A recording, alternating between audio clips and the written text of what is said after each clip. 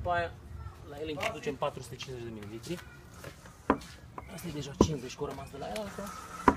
150, 250, 350, 450, o pompă e 100 de ml, de-aia am pus 450. Am închis la loc.